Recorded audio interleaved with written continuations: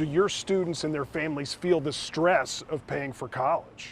Oh yeah, most definitely. As an NC State University educator and a parent, Braska Williams knows the challenges of paying for college. It's hard when you have that conversation with that parent and they're like, Mr.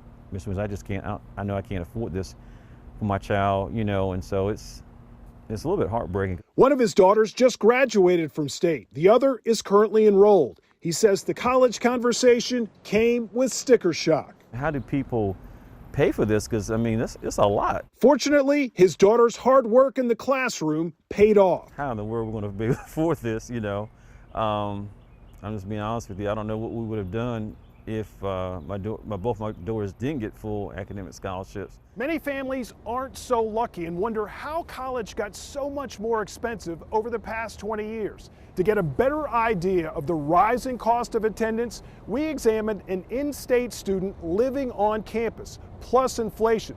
Then we factored in the loss of per-student state funding because it would be fair to pass that on to students. And we found families paying much more.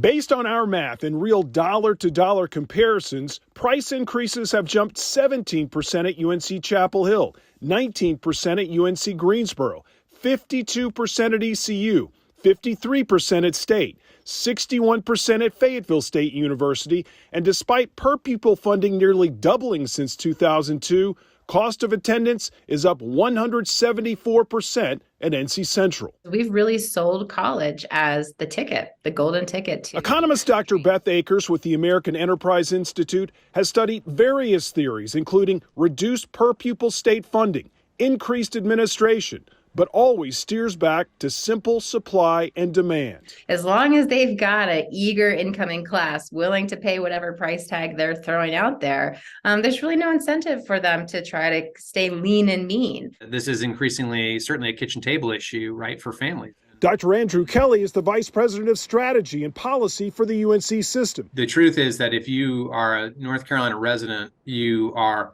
far better off than the residents of nearly every other state, with a very few exceptions. A federal education clearinghouse ranks our state 4th in college affordability, and the UNC system ranks 7th in student success, defined as those who graduate within 5 years. We need families to understand that there is money available for them. Kelly says North Carolina has made several efforts, including NC Promise, to keep tuition in check, and students haven't seen increases in 6 years. However, other costs like food and housing continue to drive up the total bill. It is more than a good investment for those students who complete, and in particular for those who complete on time.